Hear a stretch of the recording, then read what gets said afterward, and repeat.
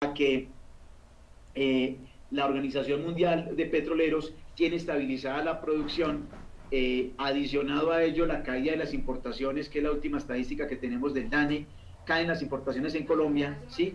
Adicionado a ello que Estados Unidos con su nuevo gobierno, Trump, ha dicho que va a tener de manera conservadora el incremento de la tasa de interés para inversiones que tengan el centro en Estados Unidos. Eso hace que muchas inversiones que están en los países emergentes como Colombia no se vayan para Estados Unidos. Eso hace entonces que de alguna manera, y como lo hemos visto, haya una tranquilidad en la tasa de cambio en este inicio de año, y esperemos que así continúe. Vamos a ver qué pasa. La tasa de cambio ustedes han visto, están 2.900 pesos por dólar, y así ha estado en el último tiempo. Muy bien, algunas críticas. La comisión de expertos, que recordemos que fue una comisión que el gobierno nombró hace 3 años para que estudiara, analizara y propusiera una recomendación de la mejor reforma tributaria estructural. Ellos presentaron su estudio muy juicioso desde hace un año, más de un año. El gobierno tomó algunos de los aspectos de ese comité, y la crítica de esta comisión o comité de expertos es que no es una reforma tributaria estructural y no tuvieron en cuenta todos los aspectos de este estudio presentado. Es una crítica. Otra crítica: las calificadoras internacionales, las que le dan el visto bueno al riesgo de la deuda externa colombiana, ¿sí? Fueron cautelosas, y a pesar de que agradecieron o resaltaron que se hubiera presentado una reforma tributaria, en enero el ministro, cuando viaja a Estados Unidos a presentar esta reforma, las calificadoras no le creen del todo y se dan un tiempo de espera de 3 meses, o sea, a marzo, para analizar si verdaderamente esta reforma va a generar un recaudo tributario que permita tener una mejor oxigenación de las finanzas públicas. Y hay un llamado de diferentes sectores, más que todo del sector privado empresarial, al que el gobierno, además de implementar una reforma tributaria, pues disminuya el gasto público. Y es por eso que el gobierno crea, si ustedes vieron noticias hace 20 días, el gobierno también nombró un comité para estudiar cómo puede disminuir el gasto público asertivamente, ¿sí?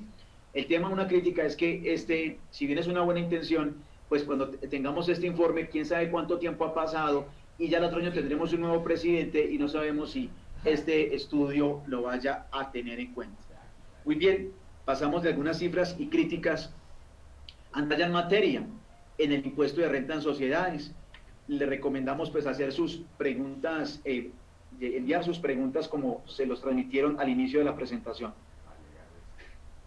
Iniciamos con impuesto de renta para las sociedades. No les puedo ir señalando cada uno de donde voy a estar hablando, pero ojalá las gráficas nos ayuden al entendimiento. Ese es el objetivo. Recordemos, hasta el año pasado, 2016, que es el primer recuadrito de la diapositiva, teníamos 2 impuestos de renta: un impuesto de renta ordinario a la tarifa del 25%, un impuesto de renta CRE a la tarifa del 9%, y una sobretasa CRE para quienes tuvieran utilidades superiores a 800 millones, una sobretasa del 6%.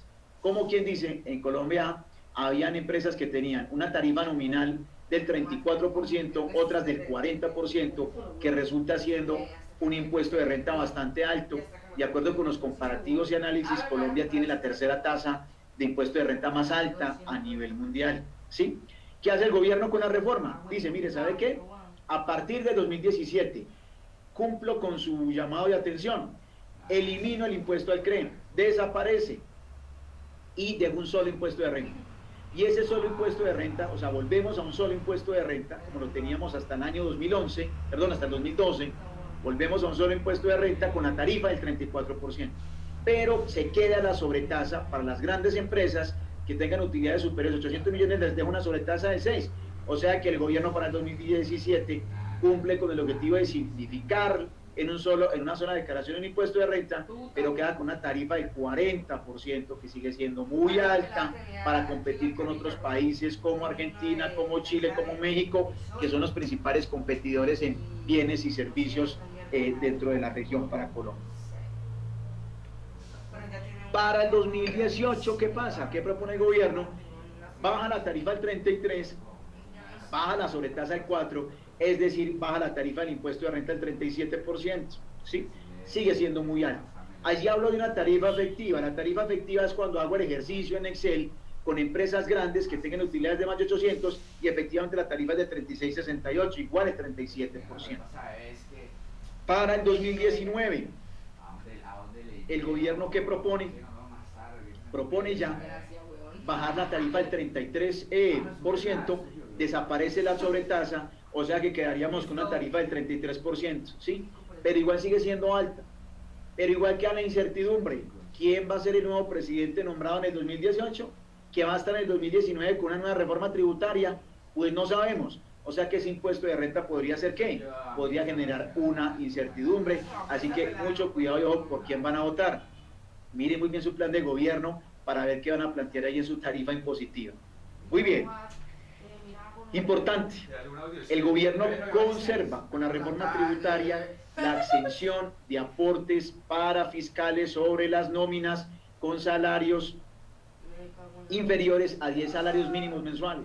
Recordemos en qué consiste la exención para fiscal que le ha funcionado al gobierno y aportes de seguridad social. Consiste en que las empresas que tengan trabajadores con salarios inferiores a 10 salarios mínimos, ¿sí?, no tienen que aportar ni a salud, que es un 8,5%, ni a bienestar familiar, ni a SENA. Eso suma 13,5%. Es una oxigenación en la nómina interesante. Porque el costo para fiscal de seguridad más prestaciones de una persona hasta el 2012, que empezó hasta el 2012 que no estaba este beneficio, era del 52% aproximadamente, mínimo. Con este beneficio baja el 38%, entonces me permite ser más competitivo. Este beneficio ya funcionó al gobierno para formalizar empleos. Eso se ha visto en la estadística o en el indicador de desempleo colombiano formal. Entonces, el gobierno lo conserva. Importante, ojo, hasta el 2016 el beneficio aplicaba para salarios que fueran iguales o inferiores a 10 salarios mínimos. O sea que un salario integral de 10 salarios mínimos clasificaba. Con la reforma cambia el texto y dice inferiores. Entonces tengan mucho cuidado con el pacto de salarios integrales que de pronto puedan tener ahí un sobrecosto con los aportes para fiscales. Muy bien. Eso por el lado de las personas, de las empresas personas jurídicas con su tema de renta. ¿Qué pasa con las zonas francas? Mucho cuidado con los usuarios de zonas francas. Recordemos que es una zona franca, es un área geográfica calificada por el gobierno como zona franca donde se pueden ubicar diferentes empresas. A manera de ejemplo, acá en el eje cafetero tenemos Zona Franca Internacional de Pereira, en Manizales tenemos Zona Franca Emergia, que es una zona franca de servicios, en Pereira también está Telemar, que es una zona franca de servicios, en Cali está Zona Franca del Pacífico, Zona Franca Palma Seca, cerca en el Cauca está Zona Franca Villarrica, Zona Franca del Cauca, en Cartagena está Zona Franca Parque, Zona Franca Candelaria, Zona Franca Parque Central, en Bogotá está Zona Franca Bogotá, por ejemplo, y en todas ellas hay muchas pequeñas, medianas y grandes empresas ubicadas con este beneficio. ¿Cuál? Esas empresas que se ubican allí, ¿cómo les parece? Que su tarifa de impuesto de renta hasta el 2016 era del 15% sobre las utilidades, ¿sí? Y no estaban, y tenían que pagar los parafiscales plenos y la seguridad social. ¿Cómo quedaron esas empresas ubicadas en zona franca? Quedaron con una tarifa única del 20%. O sea que mientras que una empresa, una pequeña empresa o mediana empresa o grande empresa que está ubicada por fuera de una zona franca, tiene que entregar, como ustedes vieron, como ya vimos, un impuesto de renta del 40%, una empresa que está ubicada en zona franca entrega el 20%. O sea que entrega la mitad del impuesto de renta. Entonces va muy bien, un beneficio interesante. Y adicionalmente el gobierno también les concede que también tengan la exención de parafiscales, bienestar familiar, de salud, bienestar familiar y SENA. O sea que estos usuarios de zona franca quedaron muy bien posicionados. Los invito a ustedes, empresarios, a que revisen muy bien sus proyectos de inversión. Si pudieran ubicarlos en una zona franca cercana, ilústrense muy bien, revísenlo muy bien, a ver si se pueden ubicar en esta zona franca. En la firma nuestra asesoramos en zona franca, somos fuertes en zona franca, así que a través de Contapyme, quienes estén interesados en recibir una asesoría en zona franca, con el mayor de los gustos. Muy bien, sigamos. ¿Qué pasa con las nuevas empresas beneficiarias de la ley 1429? esas nuevas empresas de la ley 1429 fueron impactadas, afectadas negativamente con la reforma. ¿Por qué? Porque quedaron grabadas igual con impuesto de renta. Es decir, aquellas empresas que tenían la calificación hasta diciembre y que, por ejemplo, venían con el primer año de exención de impuesto de renta, y este año va a ser el segundo, en 2017, pues ya me toca irme a la tablita que está en pantalla y dice, mire, si usted va para su segundo año de beneficio fiscal, pues le cuento que como mínimo me paga el 9%, y en el tercer año me tiene que pagar el 9% más un 25% de la tarifa general que quedó en el 34, menos el 9 que ya tiene, un 25% del 25, y así sucesivamente. O sea que ustedes, nuevas empresas, las que tienen el 1429, mucho cuidado, porque ya lo que tenían hasta el 2016 lo perdieron, tienen que entrar a mirar de nuevo esta tabla de liquidación de impuestos. Ojo con eso. Y segundo, ojo, que la reforma también trajo unas restricciones bien delicadas, y son las siguientes. Primero, ya quedaron sujetos a retención en la fuente. O sea que la cartica que ustedes mandaban como beneficiarios y mandaban una carta firmada por representante legal al contratante o al pagador para decirle que era beneficiario y que era retención, ya no aplica desde el 1 de enero, están sujetos a retención. Asimismo, ojo, no pueden cambiar la composición accionaria porque perderían el tratamiento progresivo que tienen en esta tablita.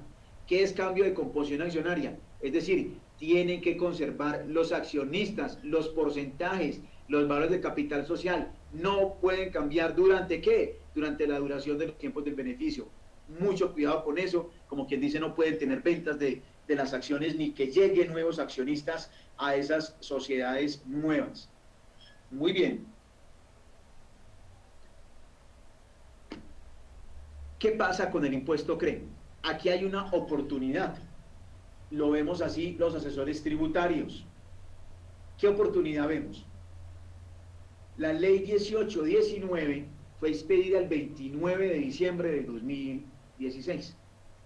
¿Qué quiere decir? Tengo un error en la diapositiva, le puse 28 de diciembre, de pronto por aquello del Día de los Inocentes, de pronto una inocentada más bien, qué pena con ustedes, queda corregido en línea 29 de diciembre del 2016.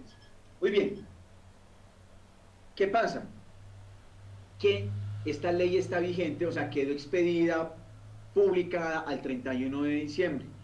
Constitucionalmente, como se los dije al principio de la charla, hay unas excepciones a ese principio constitucional que dice que los cambios de la reforma empiezan a aplicar del año siguiente. Hay una excepción. ¿En qué sentido? La Corte Constitucional ha dicho que existe un principio de favorabilidad. Si hay una norma tributaria que, si la ley que ya está publicada el 31 de diciembre, tiene un punto favorable para mi contribuyente, yo lo podría utilizar. No espero hasta el año siguiente, sino que lo puedo utilizar ¿en qué? En el año 2016. Y adivinen qué podría utilizar. Pues el impuesto CRE, porque el 31 de diciembre el impuesto CRE se consolida ¿qué? O el impuesto de renta se consolida el 31 de diciembre. ¿Eso qué quiere decir? Que si ya la norma estaba vigente el 31 de diciembre, por lo tanto el 31 de diciembre ya estaba eliminado ¿qué? El impuesto CRE. Entonces, hay una alternativa para no pagar el CRE del 2016. ¿Cuál es la alternativa? Y es una alternativa, digámoslo, estratégica, conservadora. Es presenten el impuesto CRE del año 2016, ahorita en abril de 2017 que se vence. ¿Sí? Ahorita, después de Semana Santa, el viacrucis de los impuestos también. Entonces, presenten el CRE. Y después de que presenten el CRE, presenten a la DIAN una solicitud del pago de lo no debido, sustentados en el principio de favorabilidad. ¿Sí? ¿Qué es lo que puede pasar? Lo peor que puede pasar. Lo peor que puede pasar es que me digan que no. El hecho de que yo presente el impuesto CRE y luego presente una solicitud de reintegro justificando el principio de confiabilidad no me genera sanción, en absoluto. Lo único que me generará son ¿qué? Son los costos de la firma que me puedan apoyar en este tema. Nosotros en la firma estamos asesorando en eso, a través de Contapyme, INSOP, bien pueda, quien quiera que nos asesoremos en ese tema con el mayor de los gustos. Muy bien, entonces igual, ténganlo en cuenta ustedes al interior de sus empresas y analícenlo con cuidado, pero vemos una muy buena opción allí. Muy bien, seguimos, renta presuntiva. ¿Qué pasa con la renta presuntiva? Recordemos que la renta presuntiva es la renta mínima que yo tengo que reportar en mi declaración de renta, ¿sí? O sea, yo no puedo presentar cualquier renta, esa renta presuntiva es la mínima sobre el patrimonio, medida sobre el patrimonio líquido del año anterior. ¿Qué cambios hay con la reforma? El primer cambio, el porcentaje de renta presuntiva pasa del 3% al 3.5%. Esto aplica, lógicamente, a partir de las declaraciones de renta del 2017 que presenten en el 2018. Ojo con eso. Muy bien.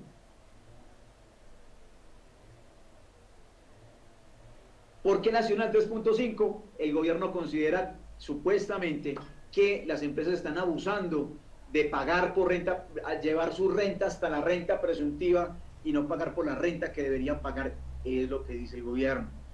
Muy bien, recuerden que cuando yo liquido mi renta fiscal por renta presuntiva, o sea, tuve pérdidas y me tocó pagar por renta presuntiva, recuerden que esa renta presuntiva se me convierte en una cobertura fiscal o un escudo fiscal que puede ser utilizado con las utilidades futuras. Recuerden que lo tienen que registrar ¿en dónde? En cuentas de orden. Si ya están bajo norma internacional, recuerden que el Consejo Técnico de la Contraloría, recomienda que sigan llevando cuentas de orden, así tengan normas internacionales, o hagan las revelaciones de esas coberturas fiscales, porque esas coberturas fiscales pueden ser utilizadas y la DIAN me va a pedir el registro para poderlas utilizar. Recuerden que hay un tiempo hasta de 5 años límite para utilizar esos excesos de renta presuntiva. Si no las he utilizado en los 5 años siguientes, se me pierden esos excesos de presuntiva. Muy bien, para quienes venían liquidando el impuesto CRE y el impuesto de renta ordinario y pagaron por renta presuntiva el CRE, y como el CRE quedó eliminado, como vimos, a partir del 2017, entonces a partir del 2017, cuando yo vaya a utilizar rentas presuntivas o excesos de presuntiva que tuve en años anteriores del CRE y los voy a utilizar ya con esta nueva renta unificada, tengo que utilizar esa formulita que les estoy poniendo allí. Básicamente lo que dice la fórmula es: coja el exceso de renta presuntiva que resultó del CRE más del impuesto ordinario, divídalo por la tarifa de impuesto de renta de 2017, es un promedio, y sobre eso me da lo que puede utilizar de presuntiva en ese nuevo impuesto de renta consolidado. Es importante que puedan hacer el ejercicio ustedes en Excel. Muy bien. Eso por el lado de la presuntiva. Rentas exentas. ¿Qué pasa con las rentas exentas? Allí hay un tema para quienes tienen cultivos agrícolas de tardío rendimiento y que obtuvieron el beneficio del Ministerio de Agricultura de que estuvieran exentas las rentas hasta cuando estuvieran las rentas exentas por estos cultivos durante unos años, pues esa exención se cae y la graban con una tarifa del 9%, les cuento allí.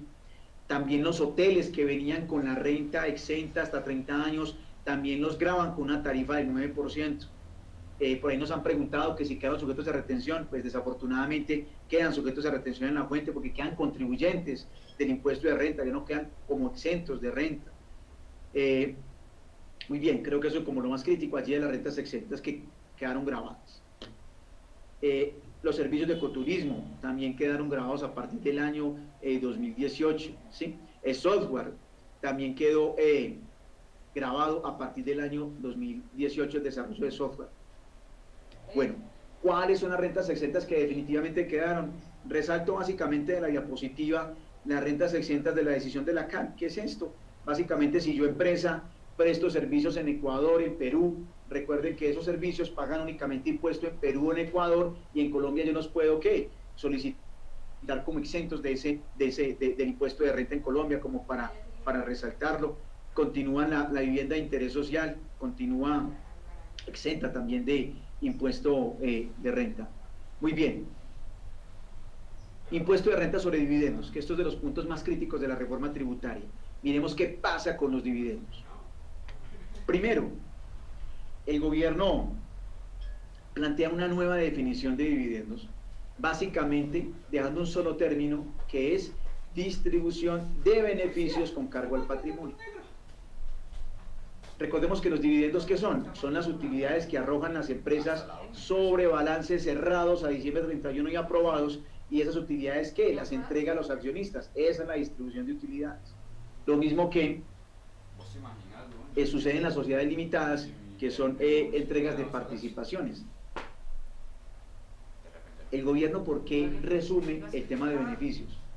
Porque es una norma anti-evasión o ilusión respecto de las entidades sin ánimo de lucro, ¿sí? Porque recuerden que las entidades sin ánimo de lucro no pueden repartir utilidades. Pero, como ustedes han visto por radio, televisión, varias entidades sin ánimo de lucro, o muchas, han abusado de la figura y sí han entregado beneficios, utilidades a los administradores, ¿cierto? Y entonces lo que el gobierno está buscando es cerrar las puertas para que se pueda dar esa elusión o esa evasión. También son dividendos las utilidades que traslada un establecimiento permanente. Recordemos que un establecimiento permanente es una sucursal o un establecimiento de una sociedad aquí en Colombia que es del exterior y simplemente tiene utilidades en Colombia y la repatria al exterior. Eso también es considerado dividendo. Muy bien. Aquí está el punto crítico de la reforma tributaria en los dividendos. Como ustedes bien lo saben, cuando una sociedad cierra el año gravable, ¿sí? Y en marzo hace la asamblea y va y distribuye las utilidades, recuerden que yo tengo que hacer, contador de esa empresa, pues tengo que hacer un cálculo de si esa utilidad que entrego al accionista está grabada o no con impuesto de renta para el accionista. ¿Y qué cálculo hago? Ese cálculo está en el artículo 48 y 49 del Estatuto Tributario. ¿Qué me dice? Mire, vaya y coja esa utilidad contable y haga la siguiente comparación. Coja la utilidad de la declaración de renta, o sea, la utilidad fiscal, la renta líquida gravable, réstele el impuesto de renta a esa renta líquida gravable y lo que le dé es el valor que usted puede tomar de referencia en la utilidad contable, porque ese es el valor de la utilidad máxima a distribuir como no gravada para el accionista. En resumidas cuentas, ¿eso qué es lo que quiere decir? Que si fiscalmente la sociedad paga el impuesto de esa utilidad contable, el accionista ya no tiene que pagar impuesto porque el impuesto ya lo pagó la sociedad. Básicamente eso es lo que quiere decir. Hagan el ejercicio tal cual con lo que les estoy diciendo en Excel. De tal suerte que la rutina, ¿cuál es? Pues que definitivamente la utilidad contable, por lo general, siempre es que inferior a la utilidad fiscal. ¿Por qué? Porque recuerden que en la utilidad fiscal se me aumenta por los gastos no deducibles del 4 por 1000 y otros gastos. O sea que por lo general la utilidad fiscal siempre va a ser ¿qué? Mayor, o siempre no, en su gran mayoría pudiera ser, sea mayor a la utilidad contable. Entonces, mi utilidad fiscal siempre va a ser mayor que a la utilidad contable y van a ser no grabados para el accionista. Entonces, ¿qué pasa? La reforma tributaria dice, mire, qué pena, señor persona natural, pues esto es para la persona natural, accionista de una sociedad. Mire, si a usted le entregan dividendos no grabados porque la sociedad ya pagó el impuesto, qué pena con usted, persona natural. Si ese impuesto, perdón, si ese dividendo supera, si llega hasta 600 VTs, o sea 19.116.000, usted no va a pagar impuesto de renta, se salva. Pero si el dividendo está entre 19.116.000 y 31.860.000, usted va a pagar una tarifa del 5%. Y si su dividendo supera 31.860.000, va a pagar la tarifa del 10%. Es, ojo, señores asesores, contadores, jefes de impuestos, jefes de contabilidad, con sus personas naturales, accionistas de personas jurídicas, porque pueden quedar grabadas ¿con qué? Con el impuesto de renta. Esto lo vimos a profundidad ayer. Lo repito para quienes hoy se están vinculando a esta sesión de charlas.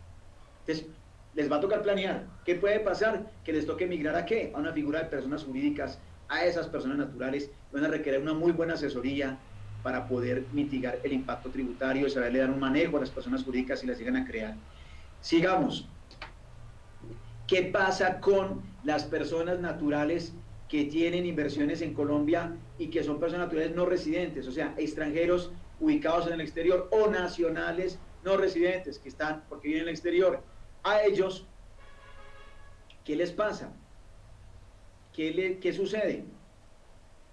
Sucede lo siguiente: si la sociedad no paga el impuesto por X o Y motivo, perdón, estoy equivocado, estoy en personas naturales residentes, más bien. ¿Qué pasa? O sea, devuelvo el cassette. ¿Qué pasa si la sociedad, más bien, si la sociedad distribuye un dividendo como grabado, porque no pagó el impuesto en la utilidad? Y ustedes preguntarán, ¿eso cuándo pasa? Eso puede pasar cuando fiscalmente yo solicito, tengo utilidades fiscales y solicito pérdidas fiscales que tuve en años anteriores. Allí no pago impuesto de renta.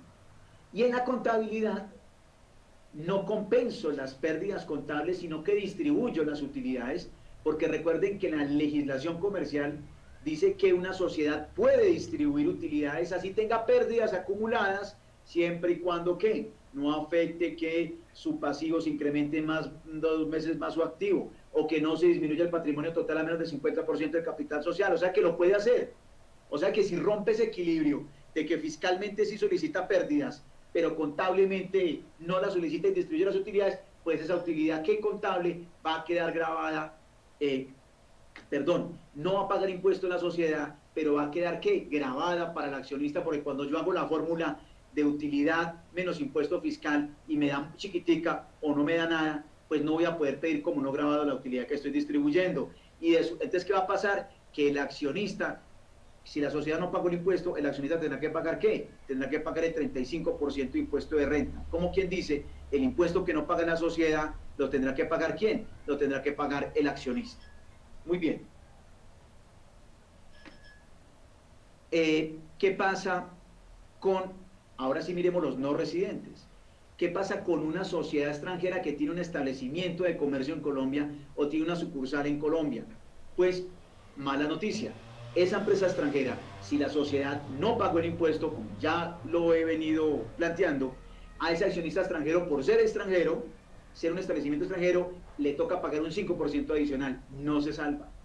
Y si la sociedad no pagó el impuesto, ¿paga qué? Paga un 35% adicional. O sea que los extranjeros quedaron ¿qué? Quedaron de alguna manera perjudicados con esta reforma tributaria. Muy bien, debe ser que el gobierno detectó, y es lo que pasa en la realidad, hay mucho extranjero invirtiendo en Colombia y pudiera pasar que el gobierno quiere que por esos beneficios que tienen en Colombia económicos, pues empiecen a pagar un poquito más. Pues claro, está llegando inversión venezolana, inversión mexicana, inversión india, eso donde se ve palpado, con los convenios para evitar doble imposición o con los acuerdos de libre comercio. Con todos esos países que tienen ese tipo de convenios bilaterales, pues definitivamente es porque hay inversionistas, muchos inversionistas acá de esos países y quieren tener estabilidad jurídica. ¿Qué pasa con una accionista que es una persona jurídica no residente? Igual, si la sociedad colombiana ya pagó el impuesto, a él le toca pagar un 5% adicional. Y si la sociedad colombiana no pagó el impuesto, pues ¿cómo les parece que ellos tienen, además de pagar el 35%, tienen que pagar un 5% adicional? Allí hay una fórmula para calcular ese impuesto. Conclusión de este tema de dividendos. Siguiente diapositiva. ¿Qué pasa con las, ya vimos, personas naturales, residentes, personas naturales no residentes, extranjeros con sucursal o establecimiento o extranjeros simplemente accionistas? Ahora, ¿qué pasa con las personas jurídicas colombianas accionistas? Respuesta, ellos van en coche, porque no tienen que, así la sociedad haya pagado el impuesto, ellos no pagan impuesto de renta, y si la sociedad no paga el impuesto, ellos pagarán el impuesto de acuerdo con ¿qué? Con la tarifa de impuesto de renta que les corresponda. Conclusión, la persona jurídica colombiana quedó más favorecida, no conservó su condición tributaria de los dividendos, mientras que los extranjeros y personas naturales colombianas quedaron digamos, quedaron en una desventaja frente a este tipo de entidades. Por eso les hablaba de que muchas personas naturales van a migrar ¿a qué? A sociedades colombianas. Allí les dejo un cuadro resumen comparativo, lo hicimos en Excel, de qué pasaría, de cómo es la situación de los impuestos consolidados, impuesto de la sociedad, impuesto del accionista, dependiendo del tipo de accionista, y la conclusión es que definitivamente las personas jurídicas nacionales tienen un impuesto menor del 3% a los extranjeros y a las personas naturales. Y las zonas francas, pues definitivamente tienen una ventaja muy grande frente a los contribuyentes que están por fuera de las zonas francas. Muy bien, igual les dejo el cuadro para consulta y para validación. Y alguien preguntará, bueno, ¿cómo hace un extranjero, para quienes tengan accionistas extranjeros, que puede pasar dentro de todo el auditorio de quienes nos están viendo, pues quienes tengan accionistas extranjeros, recomendación: si es una sociedad extranjera que es administrada en Colombia, pues declaren que el domicilio de la sociedad extranjera está en Colombia y así la vuelven una sociedad nacional. ¿Qué ganan con eso? Ganan que tienen el tratamiento de sociedad colombiana, a pesar de que sea una sociedad ubicada en el exterior, ¿sí? Pueden seguir girando los dividendos en el exterior, se conserva el canal cambiario de giro de dividendos en el exterior, pero no tienen ese castigo del 5% del impuesto de renta. Y lo segundo, si sus sociedades tienen estrategias de vehículos de sociedades en el exterior para recibir dividendos, pues ojalá estuvieran ubicados en un país con el cual Colombia tenga convenio para evitar doble imposición.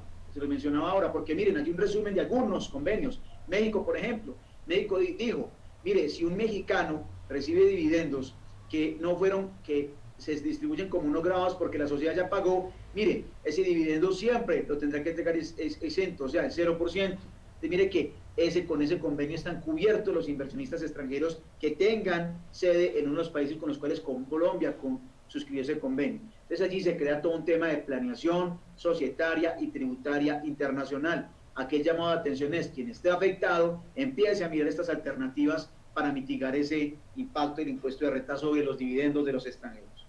Muy bien, paso a retenciones en la fuente. ¿Qué pasa con las retenciones en la fuente? ¿Qué pasó en la reforma tributaria? Lo primero, o más bien, esa reforma tributaria modifica el artículo 365 del Estatuto Tributario. Recordemos que el artículo 365 del Estatuto Tributario es el que establece o le da las facultades el legislativo al gobierno para que le da los porcentajes máximos de retención a que puede someter a los contribuyentes vía decretos reglamentarios, ¿sí?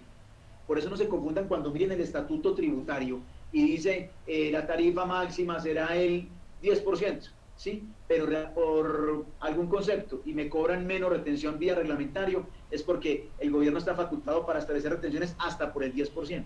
Entonces, ¿qué pasa? La reforma le da una facultad al gobierno ¿para qué? Para que incremente la tarifa de retención, que hoy en día está facultado hasta el 3.5 por compras, que hoy por reglamento es del 2.5, le incrementa la facultad hasta el 4.5%.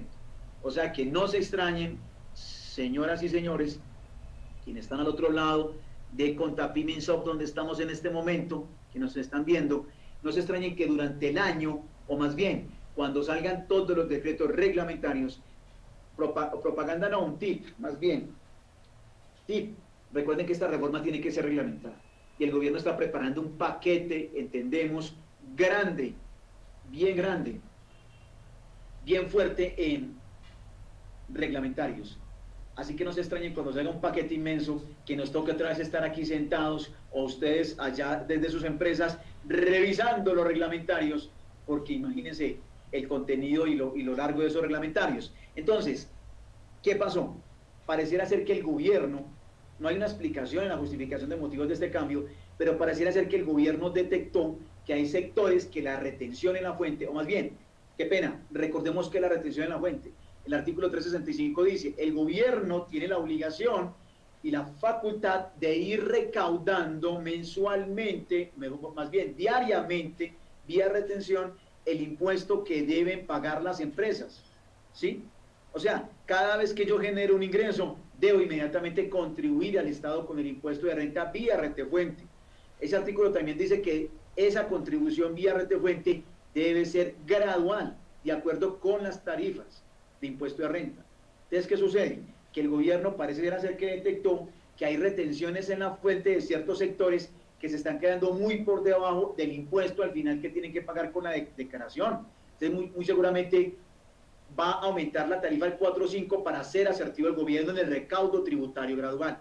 Pero asimismo el gobierno detecta, pareciera ser, porque le da una facultad, ya no al gobierno sino a la DIAN, pues al gobierno, pero ya directamente a la DIAN, le dice, mire señores DIAN, ustedes podrán establecer un sistema asertivo de retención, donde ciertas contribuyentes, ¿sí?, los que elijan a DIAN, no tienen que someterse a retención en la fuente general, sino que van a poder decirle a la DIAN que están siendo afectados por saldos a favor permanentes porque su retención es superior a su renta y a su impuesto. Entonces, si demuestran que sus utilidades, sus ingresos y estadísticamente dan saldo a favor, van a poder estar no sometidos a retención y van a pagar el anticipo de impuesto de acuerdo con las estadísticas de renta, de ingresos que vienen presentando. Ese sistema es utilizado por otros países de la región. Entonces, ojo con los reglamentarios, porque si alguna de sus empresas va a estar está sometida a saldos a favor permanente, pues muy seguramente se van a poder acoger ¿a qué? A este nuevo beneficio que plantea la reforma tributaria. Entonces, ojo, alerta a ese beneficio que pudiera ser implementado. Muy bien, cambio importante, al estar eliminado el impuesto de renta CRE a partir del 2017, pues recuerden que ustedes, empresas, personas jurídicas, tenían que determinar mensualmente la autorretención del CRE, que era un porcentaje de autorretención de acuerdo con la actividad económica principal que aparece en el RUT, y lo hacía mensual sobre todos los ingresos. Entonces el gobierno pues no podía quedarse sin ese recaudo tributario. Lo que hace es que reemplaza la autorretención del CRE y se la lleva para una autorretención en renta, ¿sí? Igual, del porcentaje que se establezca sobre la actividad principal. De suerte que ustedes, empresas, van a tener entonces dos sistemas de retención o de pago del impuesto anticipado. ¿Cómo? Primero, la retefuente que le hagan los clientes, agentes retenedores, les van a retener su retefuente normal, sea del 2.5 por compras, sea del 4%, sea del 11% por servicios calificados, ¿sí? Pero adicionalmente ustedes tendrán que hacer su propia autorretención en el porcentaje adicional como un impuesto de renta adicional, o sea que ustedes van a tener que dos retenciones en la fuente. Y el que sea autorretenedor, si alguien del otro lado es autorretenedor, pues ese autorretenedor va a tener una autorretención en la fuente normalita como la traía, más esta autorretención adicional. Unos tips para nosotros: los usuarios de Zona Franca no están sometidos a esa autorretención, porque esta autorretención va dirigida a quienes tuvieron un incremento de la tarifa general del 25 al 34 por efecto de la notificación del CRE. Segundo tip: consideramos que esta autorretención en renta no debe aplicar, o me la debo aplicar cuando mi cliente en el RUT me dice que no es agente retenedor, por lo tanto no debe aplicar esa retención, lo mismo que la autorretención en la fuente general. Y otro tip: las bases, dice la norma expresamente, las bases de esa autorretención son las mismas del impuesto de la retención en la fuente de renta normal, o sea, las bases por servicios, las bases con compras, las bases mínimas. Entonces, creo que es algo importante tener en cuenta. Hagan el checklist muy bien para que ustedes no entreguen más caja de la que tengan que entregar al Estado. Sigamos. En las rentas agrícolas, recuerden que allí hay un sistema especial de esa autorretención, porque esa autorretención se calcula ¿sobre qué? Sobre el margen bruto. ¿Y qué es el margen bruto? La utilidad bruta, pues son los ingresos totales menos los costos directos de fabricación o costo de ventas, y ahí tengo la utilidad bruta, y sobre esas que calculo que es autorretención. Entonces, ojo, sector agrícola, que si no estén entregando más retención de la que tengan que entregar. Y ahí en el sector agrícola se arma un lío, que es que yo soy de ciclos, válido, totalmente cierto.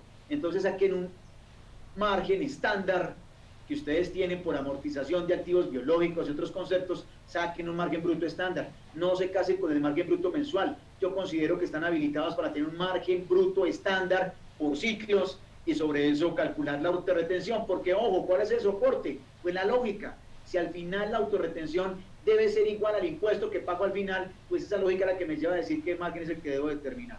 Muy bien, sigamos. Bueno, aquí retefuente por pagos al exterior.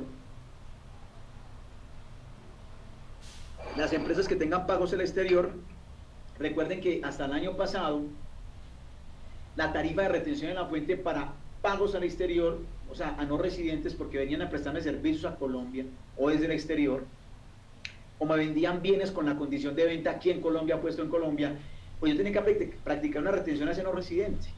Y como ese no residente, pues no hay que la renta en Colombia, porque hay una norma que así lo dice el artículo 592 del estatuto, dice que los no residentes que tengan todo su pago sometido a retención, pues no declaran renta. El impuesto será la retefuente que practique la gente retenedor. Entonces, así las cosas, la retefuentes el año pasado era el 33%, una tarifa alta, ¿no? Igualita, y para tener el impuesto. El gobierno baja esa retención y esa tarifa de retención la baja al 15%. Entonces, ojo con eso. Sin embargo, algunos conceptos especiales, uno que es muy utilizado por las empresas en Colombia es consultorías en Colombia por extranjeros, asistencia técnica por extranjeros, servicios técnicos por extranjeros.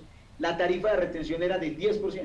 Pues, ¿cómo les parece que con la reforma la incrementa al 15%? Así nos vimos perjudicados en ese porcentaje de retención. Entonces, ojo con eso. Allí les dejo la tablita de los diferentes conceptos y la retención en la fuente que aplica. Y tengan mucho cuidado con, recuerden que si yo le pago a alguien del exterior, le pago un servicio, la retefuente puede ser menor al 15%, ¿bajo qué casos? Cuando el del exterior es residente de un país con el cual Colombia vuelve y juega, tiene un convenio para evitar doble imposición, como España, como Chile, como India, como Canadá, como España. Entonces, miren de dónde es residente el que me está prestando el servicio, porque la cláusula 23 del modelo de convenio que es tomado de la OCDE, una Organización Mundial para la Cooperación de Países que propenden por el desarrollo económico y las buenas prácticas fiscales, ese modelo de la cláusula 23 dice que un no residente no puede tener un tratamiento diferente que tuviera un colombiano. Entonces esa tarifa va a quedar en el 10% de retención y no en el 15%. Ojo con esos convenios para que también puedan planear en ese sentido. Muy bien. Sigamos. Bueno, sigamos con cambios en costos y deducciones. Miremos cómo vamos de tiempo. Muy bien. Costos y deducciones, cambios en costos y deducciones. Aquí hay unos cambios importantes. El primero de ellos, para quienes tengan figuras de cuentas en participación, consorcios, uniones temporales. Cuidado con ese sistema por lo siguiente. La reforma tributaria dice, le da una responsabilidad al administrador, en el caso de los contratos de cuentas en participación, al gestor activo. En los casos de los consorcios, al consorcio administrador que vaya a tener la administración del consorcio, les da prácticamente la obligación de que lleven contabilidad. ¿Por qué? Porque quedan obligados a que mensualmente le reporten los ingresos y los costos que está teniendo el consorcio o el contrato de cuentas en participación, y tienen que suministrar la información de ingresos, costos, activos, pasivos, en el porcentaje de cada uno de los partícipes de ese contrato. Se lo tiene que reportar ese informe suscrito por quién, por representante legal y por el contador o revisor fiscal, si fuera el caso. Entonces allí se genera una responsabilidad prácticamente obligatoria. Y ojo, porque dice la reforma que si alguno de esos partícipes de ese convenio de colaboración empresarial tiene no un porcentaje de participación, o si lo tiene, tiene una utilidad garantizada, o sea, no comparte pérdidas, sino que tiene una utilidad, dice la reforma tributaria que entonces ese personaje lo que tiene realmente es un qué, lo que tiene es una venta de un bien o la venta de un servicio, y que por lo tanto no se puede regir por las normas de convenios de colaboración empresarial. Por lo tanto, lo que aporte, lo que entregue tendrá un efecto de IVA y de renta y de retención y de ICA. Así que mucho cuidado con esos contratos cuando tienen un rendimiento garantizado para algunos de los partícipes, porque se sale del reglamento de los convenios de colaboración y se va a un tema más bien de venta de bienes y de prestación de servicios. Muy bien. Trae la reforma que si yo llego a facturar, si en una factura tengo un combo, lo que le llamamos el combo, entonces va un combo de productos, ¿sí? O sea, diferentes productos, y va un combo, le tengo un solo valor unificado, pero son productos diferentes. Dice la reforma, mira, a pesar de que usted lo facture como un combo de productos, en la contabilidad y en la parte fiscal debe quedar discriminado el valor comercial de cada uno de esos bienes. ¿sí? Hace una excepción que no aplica cuando son bienes, transferencias gratuitas, pero cuando son transferencias onerosas, o sea, tienen valor, debo hacer esa discriminación. O sea, que se quiere tener el control del valor comercial declarado de la venta de esos bienes que van en combo, perdón, mucho cuidado con eso. En el tema de factoring, para ustedes, pequeñas, medianas y también grandes empresas. Entonces, aquí la norma fiscal hace una alineación a la norma internacional. ¿En qué sentido? En el sentido de que si yo vendo una cartera a una entidad financiera con responsabilidad, ¿qué es con responsabilidad? Que a pesar de que yo transfiero mis cuentas por cobrar, por ejemplo, mis facturas por cobrar, se las traslado a la entidad financiera para que me anticipe el pago de esas facturas con un descuento. Si es con responsabilidad, significa que si alguno de los clientes míos no le paga al banco o a la entidad financiera, a mí me toca responder, eso es con responsabilidad. Dice la norma fiscal que fiscalmente, como es con responsabilidad, realmente eso no es una venta de cartera, sino que lo que tengo es un crédito con garantía real, que por lo tanto fiscalmente como contablemente declaro que continúo con mi cartera viva y que lo que declaro es un qué, es un pasivo con la entidad financiera y un ingreso de recursos a los activos, entonces continúa con ese mismo tratamiento. ¿Qué es lo que trae novedoso la reforma? Dice, mire, me hago una alineación a la norma internacional en el sentido de que aplica también el factoring mixto, que le sirve a muchas pequeñas y medianas empresas. ¿En qué sentido? Yo puedo vender la cartera con responsabilidad, o sea, yo respondo si no le pagan a la entidad financiera, pero si queda una cláusula en el contrato de factoring de que yo autorizo a la entidad financiera a que si ella quiere esas cuentas por cobrar, entonces, a pesar de que es con responsabilidad, ya no, sí es una venta plena de cartera. O sea que no registro un pasivo, sino que lo que tengo verdaderamente es un ingreso fiscal, un ingreso contable por la venta de esa cartera, y entonces no tengo un pasivo, desaparezco por las cuentas por cobrar, y lo que hago es mejorar mis indicadores financieros. Entonces es importante.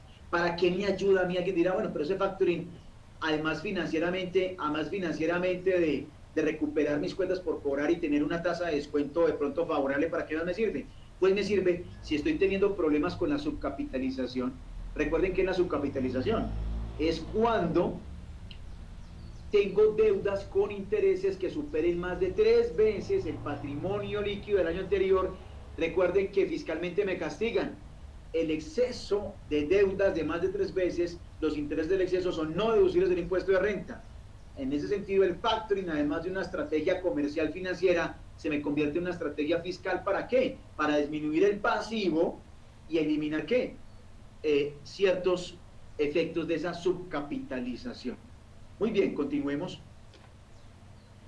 Acciones con dividendo preferencial, que no listan en bolsa de valores. Ojo con ese tema.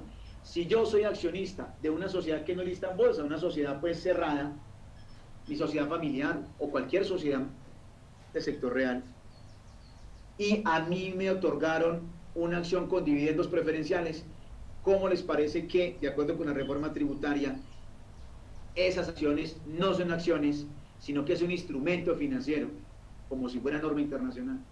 Y un instrumento financiero es como un título cualquiera, por lo tanto no puedo restarlo ¿de qué? De renta presuntiva, con un agravante, que el rendimiento financiero ya no es dividendo, perdón, el dividendo ya no es dividendo, sino que es rendimiento financiero, o sea que se va por el tema de renta. Entonces, mucho cuidado con ese tema de las acciones con dividendo preferencial, porque traen unas restricciones. Lo mismo pasa con la sociedad que emite las acciones, que realmente no tiene capital, sino que tienes una cuenta por pagar endeudamiento con intereses, lo que le puede afectar ¿qué? La subcapitalización a la sociedad que emita esas acciones. Muy bien. Quienes manejaban hasta el 2016,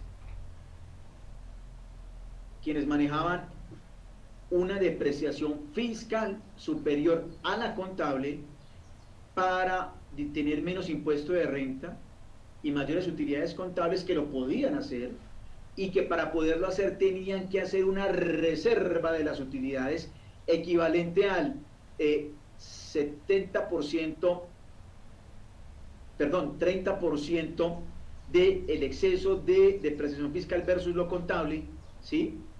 Que era un beneficio interesante, y esa reserva la podía distribuir luego a los años como no grabada, así fuera grabada para el accionista, y la podía distribuir cuando ya se volteaba la torta, discúlpeme la expresión, o sea, ya la depresión contable era mayor que la fiscal, que era una estrategia muy utilizada, muy chévere. Esa estrategia desaparece, y a partir de 2017, Paila ya no puede utilizar más ese beneficio tributario, pero ojo, quienes a diciembre de 2016 tenían esa reserva, pueden seguir con el tratamiento de reversión sin ningún problema. Muy bien. Tengan cuidado quienes implementaron norma internacional, porque pudiera pasar que por la vida útil que determinaron de los activos, ese reversazo contable versus lo fiscal se demore muchísimo en reversar y van a tener una ineficiencia ahí con el tema fiscal. Muy bien. Costo de los inventarios enajenados. Aquí pues no sé si es una buena noticia, pero recuerdan, hasta el 2016, las empresas que estaban obligadas a tener revisor fiscal tenían que utilizar obligatoriamente el sistema de evaluación de inventario promedio ponderado de los inventarios, y no podían utilizar el inventario periódico. Pues buena noticia, pues no sé si es buena noticia, quien lo quiera utilizar, ya esa restricción se elimina y yo ya puedo tener juego de inventarios no promedio ponderado, que es inventarios periódicos, más bien, juego de inventarios periódicos. ¿Qué es juego de inventario periódico? Yo simplemente cojo el inventario inicial más las compras menos las ventas y obtengo el inventario final y obtengo el costo de ventas del año a través de ese juego. No tengo que sacar promedio ponderado, pues quien lo quiera hacer lo va a poder utilizar. Muy bien. Deducción de la pérdida de los inventarios. Recuerden, sigue vigente, que si tengo un inventario de fácil destrucción o pérdida, como son los perecederos en el sector agrícola, o los perecederos, suponen que esa pérdida, siempre y cuando esté justificada, ilustrada en un acta, pues es deducible hasta el 3% de la suma alimentaria más las compras. Es un porcentaje interesante, ¿sí? Y si hay una pérdida por fuerza mayor, también es deducible. ¿Qué es lo novedoso que trae la reforma? Lo novedoso es que si yo, lo novedoso o novedoso no, lo que hace el gobierno es adoptar las diferentes sentencias del Consejo de Estado reiteradas, que ya son jurisprudencia, porque hay más de 3 sentencias que definen lo mismo. El Consejo de Estado lo que ha dicho, lo que venía diciendo era que si yo, independientemente de un inventario de producto determinado o materia prima, que tuviera que darle de baja por temas comerciales, ya no la puedo vender comercialmente, se me dañó, ¿sí? Perdió sus características, yo le puedo dar de baja, dejo un acta y esa baja es deducible del impuesto de renta, lo deja plasmado la reforma acogiendo las sentencias del Consejo de Estado. Entonces, ojo, empresarios, porque las bajas de sus inventarios, siempre y cuando tengan una justificación comercial, de salubridad pública, por costumbre comercial, toca darle de baja, esa pérdida ya es deducible, pero ojo, hay que dejar un acta muy bien sustentada. Les recomiendo que lean la normita de la reforma, porque dice cuáles son las condiciones. Tengo que reportar el costo, el tipo de activo y otras condiciones, y firmarlo por el representante legal y otras personas para poder que ese costo sea deducible de impuestos. Les recuerdo que cuando ustedes dan de baja a un inventario, tienen que recuperar el IVA que se habían descontado, lo tienen que reintegrar al Estado vía ajustes de los impuestos descontables. Eso está en los artículos, creo que la 486. Muy bien. Costo fiscal de los inventarios y prestación de los servicios. Aquí hay algo novedoso, aquí hay una alineación, una conexión de la norma fiscal en la determinación de los inventarios y prestación de servicios con la norma internacional. ¿Cómo hay una conexión? En que ya el costo fiscal de mis inventarios, tanto materias primas como productos terminados, ¿cómo está compuesto? Está compuesto por el costo de adquisición de la materia prima o el producto terminado que va a comercializar, más los costos de transformar, más, aquí está lo nuevo, más los costos para ponerlos en lugar de expendio, utilización o beneficio. Como quien dice, si yo, empresa, vendo mis productos puestos en las instalaciones de mi cliente y tengo que incurrir en un costo de traslado, pues tendré que adicionar ese costo de traslado al costo fiscal que va a estar alineado a norma internacional de costo de los inventarios. Entonces, ojo con eso. En los activos biológicos, ¿sí? Ojo con el activo biológico, porque el activo biológico, recuerden que las empresas que tienen activos biológicos tienen la posibilidad de registrar los activos biológicos por el valor que razonable o realizable o por el costo histórico. Quien lo haga por el valor razonable o realizable, pues entonces van a tener una valorización de los activos, mayor valor del activo, que no va en lo fiscal. Por lo tanto, tocará llevar ¿qué? Un registro de inventarios diferente fiscal a diferente en lo contable. En los servicios, en los costos, cuando yo soy un prestador de servicios y voy acumulando mis costos de prestación del servicio, pues serán todos los costos devengados que defina la técnica contable, que también lo adoptaré para efectos de fiscales, de ir llevando el costo de prestación de los servicios. Sigamos.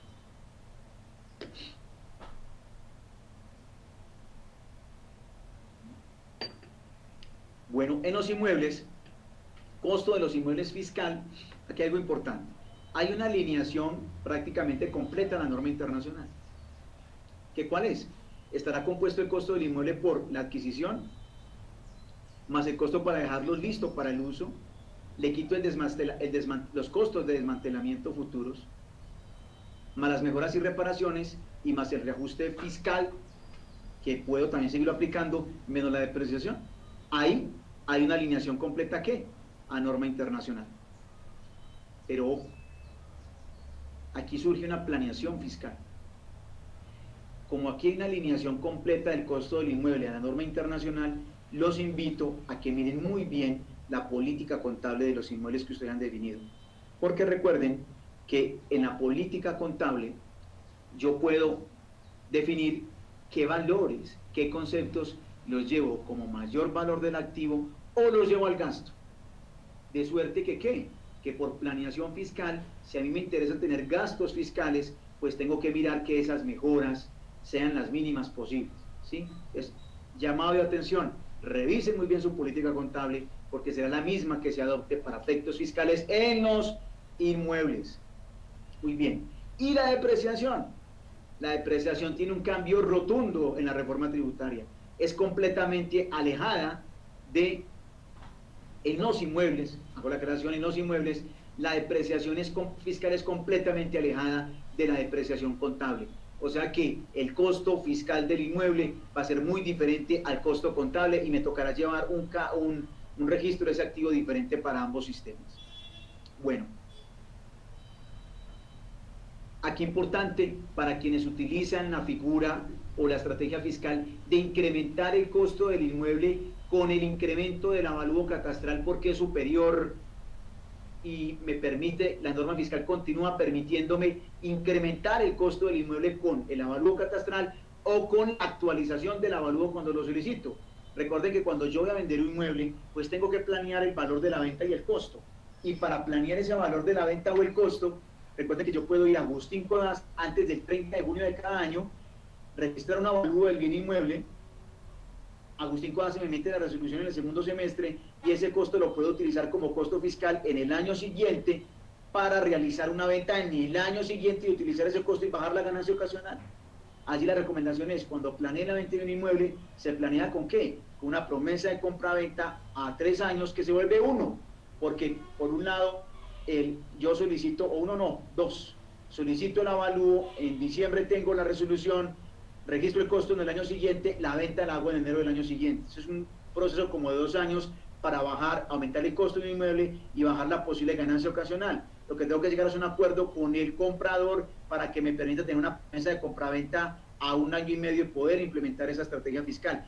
Esa estrategia fiscal continúa. El único cambio es que si yo incremento el costo con ese avalúo aprobado por Agustín Codazzi o el avalúo catastral, pues tengo que restarle a ese costo las depreciaciones que yo hubiera solicitado para bajar el costo.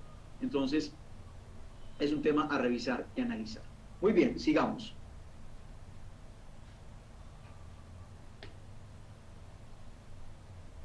Pasamos a deducciones. Perdón que aquí se nos pasó una diapositiva. Utilidad en venta de acciones que no cotizan en bolsa. Ojo con esto, aquí hay un cambio drástico, crítico. Resulta que hasta el año 2016, cuando yo iba a vender una acción de una sociedad en la que yo era accionista, valga la redundancia, ¿sí?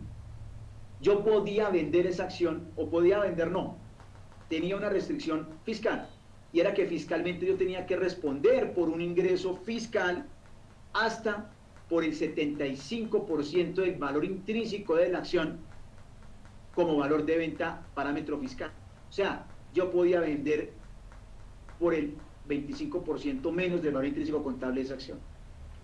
Pues resulta y pasa que con la reforma, esa norma cambia en el artículo 90 del Estatuto Tributario y me dice que la limitante pasa ya no de 75, no, sino al 115. Como quien dice, si yo voy a vender una acción, debo responder por un ingreso fiscal del 100% del valor intrínseco contable de esa acción, incrementado en un 15%. Ahí se me complican un poquito las cosas en la venta. Con un agravante, que hasta el año pasado, si yo tenía una utilidad en la venta de esa acción, yo podía esa utilidad catalogarla como no grabada, siempre y cuando en el patrimonio hubieran utilidades de ejercicios anteriores o reservas acumuladas no grabadas. Yo podía decir que esa utilidad era vinculada a esas utilidades y reservas no grabadas de la sociedad y podía calcular una utilidad no grabada vinculada a la participación que yo tuviera de esas utilidades y esas reservas no grabadas en la sociedad. Ese beneficio se acaba y a partir de 2017 toda la utilidad que me quede en venta de acciones es grabada, independientemente de que tenga que hubiera tenido derecho a utilidades acumuladas que no me han distribuido, reservas no distribuidas, no grabadas. Entonces, ojo con esa venta de las acciones. Aquí una, no sé si llamarlo buena noticia o qué, pero ya la reforma plantea que las fiestas, los regalos, los gastos de representación, ¿sí? Que tenga con clientes, con proveedores o con empleados son deducibles de impuestos. Yo creo que muchos de ustedes, los que están al otro lado de INSOP Contafime, han tenido procesos de discusión con la DIAN donde les han desconocido la fiesta de fin de año, los restaurantes con clientes, inclusive con empleados, las celebraciones. Entonces ese tema se acaba. El tema es que lo han planteado, lo han dejado el gobierno deducible, pero limitado al 1% de los ingresos netos después de devoluciones hasta el 1%, para que ustedes hagan cuentas, lo que están haciendo cuentas, entonces por cuánto hace el presupuesto de la fiesta de fin de año, ¿sí? Les cuento, esta norma ya fue demandada, hay varias demandas ya de la reforma tributaria, y ha sido demandada, ¿por qué? Porque estos gastos son de costumbre comercial, son necesarios, entonces siempre han sido deducibles. Que se hayan discutido con la DIAN es otra cosa, así que no hay derecho a que le pongan simplemente un 1% de deducción. Esperemos qué pasa con la demanda, por ahora tenemos derecho a 1% de deducción. Nuevo también, si tengo una discusión con un empleado que se retira, se va, y hay discusión, hay un pleito laboral por el retiro del trabajador, y al final a la empresa le toca pagarle los salarios y las prestaciones dejadas de pagar. Esos pagos, a pesar de que sean extraordinarios, no en el año de causación, por decirlo así, o de vinculación del trabajador, serán deducibles, siempre y cuando se paguen los respectivos aportes para fiscales de esos aportes. Muy bien. Aquí hay un cambio bien interesante, muy importante a tener en cuenta, y es el siguiente, y es que ya a partir de la declaración de 2017, recalco, tanto el impuesto predial como el impuesto de industria y comercio, como los aportes para fiscales, como las prestaciones sociales, las vacaciones no son prestaciones sociales, y para que sean deducibles deben ser devengados en el año, causados en el año y pagados antes de presentar la declaración de renta. Como quien dice, estos conceptos del 2017 que se declaran en el 2018 en la declaración de renta, ustedes tienen que verificar que deben ser pagados antes de la presentación de la declaración de renta para que sean deducibles. Entonces, ojo con eso. Y aquí surge una inquietud. Oiga, ¿qué va a pasar con el impuesto de industria y comercio del 2016, que no es deducible en el 2016, porque la norma fiscal del 2016 del artículo 115 dice que son deducibles solamente los pagados impuestos de industria y comercio? O sea que en el 2016 voy a tener una depuración de mi renta de un impuesto de industria y comercio no pagado. Y en el 2017 ya me dice una condición que debe ser causado en el año. O sea que el impuesto del 2017 que voy a solicitar es el impuesto de industria y comercio del 2017 causado y pagado antes de la declaración, y en el 2016 se me queda ¿qué? Por fuera. El legislador nos encargó de resolver ese tema. Habrá que esperar si vía reglamento sale algo, porque si no vamos a perder la deducibilidad de ese impuesto de industria y comercio del 2016 que pagué en el 2017. Entonces, ojo al final del año con el pago de todos estos conceptos y antes de que se presente la declaración. En la deducción de intereses que me cobran terceros bancos, aquí la norma emite, valga la norma no, aquí el legislador emite una norma de control a la evasión o elusión más bien. Y es que las empresas capitaban que tenían problemas de subcapitalización, capitalizaban los intereses para eludir la regla de subcapitalización, deducción de intereses de sobrededos que superan más de 2 veces el patrimonio líquido. Entonces, la norma dice, no, qué pena, así el interés se capitalice, hay que someterlo a subcapitalización. Hacemos la diapositiva.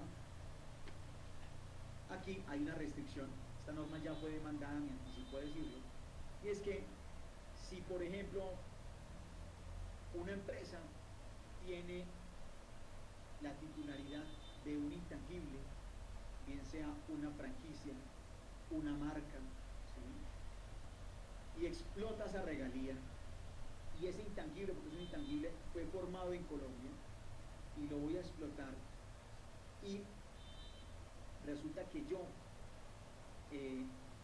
soy una entidad del exterior, que soy el dueño de ese intangible, y lo voy a cobrar a un colombiano, pues ¿cómo les parece que no es deducible para el colombiano por ser esa marca formada en Colombia y por ser titular de ella un extranjero? Entonces, imagínense ustedes, para hacer claridad, Alcorral, que es propiedad de una sociedad extranjera y que cobra regalías a colombianos por explotar esa marca, pues ese costo no va a ser deducible, tenaz. Entonces, ojo con este tema, porque pudiera ser costoso para quienes manejen el tema de regalías. Y además, si el dueño de la regalía también está en zona franca, es como si estuviera en el exterior, también le aplica la misma restricción. Otro tema, si yo, empresa mediana, pequeño, grande, soy un comercializador que compró tenis o productos en el exterior y adicionalmente me cobran una regalía por ese producto aparte, pues esa regalía tampoco va a ser deducible de impuestos. Entonces, ojo con eso, porque lo que está buscando el gobierno para ese caso es presionar para que la regalía esté incluida dentro del costo de traída de los productos del exterior, y así incrementar la base de ¿qué? De liquidación de los tributos aduaneros de arancel y IVA de esos tenis o de esa mercancía. Muy bien. Gastos en el exterior. Recuerden que yo hoy en día, si yo tengo un gasto en el exterior, pues tengo tiquetes, tengo restaurantes en el exterior porque viajo al exterior a ferias o a hacer fuerza de ventas, esos gastos en Colombia, recuerden que solamente son deducibles si están sometidos a retención, si es que fuera realizado en Colombia, pero como es un gasto en el exterior no tiene retención. Como no tiene retención, el gobierno somete y dice, mire, todos los gastos que usted tiene de fuerza de ventas en el exterior, o por ferias, o gastos por capacitaciones, mire, le dejo deducir de su impuesto de renta hasta un 15% de la utilidad fiscal. Entonces, ojo con el gasto en el exterior que tiene ese limitante, ¿sí? Pero había una excepción. Si yo incurría en brokers, intermediarios, para que me ayudaran con esa fuerza de ventas a conseguir ventas, ¿sí? O a conseguir proveedurías, proveedurías de productos, esa comisión era deducible sin la limitante del 15%. Con este cambio queda sujeta a la limitante del 15%. O sea que ojo con el pago de esos comisionistas del exterior porque pueden quedar grabados. Recuerden que esa limitante, las limitantes de gastos en el exterior no aplican cuando el que me presta el servicio o me vende bien en el exterior está ubicado en un país con el cual Colombia tiene un convenio para evitar doble imposición. No aplica esa restricción, como que les expliqué, la cláusula 23 del modelo del convenio de contrato, que dice que no debe haber discriminación con los residentes de países con los cuales Colombia tiene esos convenios. Sigamos. Muy bien. Bien. Si en sus empresas ustedes contratan asistencia técnica, ¿qué es asistencia técnica? Contratan un técnico en el exterior para que venga y les enseñe un procedimiento tecnológico, un procedimiento de producción, valga la redundancia. Esa asistencia técnica o servicio técnico, que significa transmisión de conocimiento o transmisión de tecnología, si me permitan conocimiento, ese contrato, tiene que haber un contrato. Recuerden, todos los pagos al exterior, el documento soporte del gasto no es la factura, porque el que está en el exterior no se rige por las normas colombianas de facturación. Por lo tanto, hay un documento equivalente a la factura y es el contrato, lo dicen las normas. Todo pago al exterior debe tener un contrato o los documentos que hagan las veces de contrato para que ese gasto sea deducible en el exterior. Entonces, ese contrato de asistencia técnica o servicio técnico, yo lo debo registrar por el sistema BUSE de la DIAN para que sea deducible. Y en la reforma me dan un plazo hasta de 6 meses siguientes a la suscripción del contrato para registrarlo ante la DIAN. Y si hay una modificación del contrato, tengo también que registrar esa modificación dentro de los 3 meses siguientes a la modificación de ese contrato. Ojo con eso en el tipo de servicios para que sean deducibles del impuesto de renta este registro ante la DIAN. Muy bien. Si ustedes, empresas, su matriz está ubicada en el exterior, tienen matriz en el exterior, y su matriz les cobra servicios de administración suministrados acá en Colombia porque vienen personas o en el exterior, pues hay una mala noticia, y es que así ese servicio de administración que me lo cobran se ha prestado en Colombia en el exterior, va a tener una retención en la fuente obligatoria para mi matriz del 15%, sin importar que someta esa operación a estudio de precio de transferencia. Recuerden que el estudio de precio de transferencia es un requisito de demostración de que lo que me cobra mi matriz está cobrado a valores de ¿qué? De mercado, como si yo le pagara a la administración a un tercero cualquiera, ese mismo valor que le pago a mi matriz o similar. Y bien, pérdidas fiscales. Aquí hay unos cambios drásticos, que son los siguientes.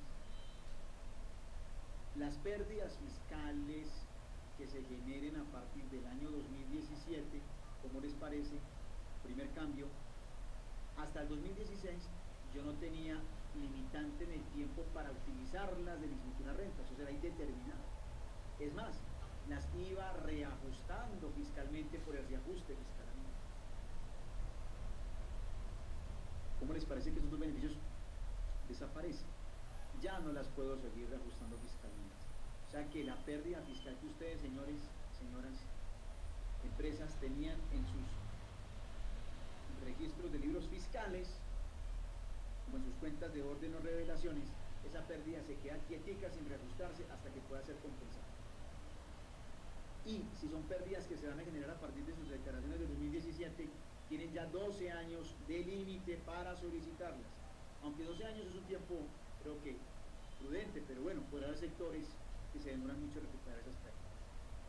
Y ojo, las declaraciones de renta que arrojen pérdidas fiscales o las declaraciones de renta en las que se compensen esas pérdidas fiscales o se utilicen, ya no tendrán una firmeza de 5 años, sino de 6 años, con un agravante, que si la utilización de la pérdida la hago dentro de los 2 últimos años de esos 6 años de firmeza, se me alarga 9 años la vigencia de esa declaración, o sea, 3 años. Muy bien, y así como lo vimos en los excesos de presuntiva, si traía pérdidas fiscales del impuesto CRE, que voy a unificar con el impuesto de renta a partir de 2017 porque es un solo impuesto, también debo aplicar una fórmula de pérdida fiscal que arrojó una renta ordinaria, más la pérdida fiscal que arrojó el CRE, la sumo y hago un promedio, como está planteado allí en la fórmula, para solicitarla hacia futuro. Espero que vayamos bien, que no esté el efecto de almuerzo.